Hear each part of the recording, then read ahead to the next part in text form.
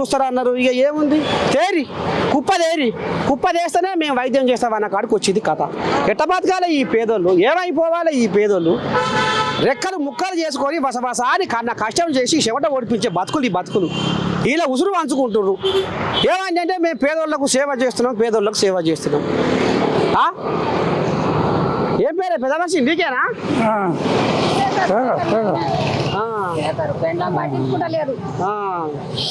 కొడుకా తమ్ముడా?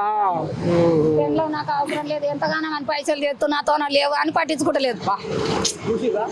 ఆకడ కొస్తార కల కట్టుకున్న భర్తని క్యాన్సర్ బీమారి వచ్చింది, నాకు అవసరం లేదు అని భర్త కూడా కడకు నూకింది.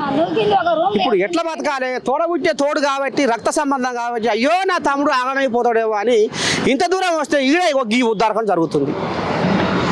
అవును నాయన, నా పరిస్థితి చెప్పుకోదు. గుండె ఆడిపేలు అయినట్లు అనిపించింది. నా కొడుకు వచ్చి చెప్పేటాలకు అలాగో నా కొడుకు కూడా ఏడుస్తున్నాడు.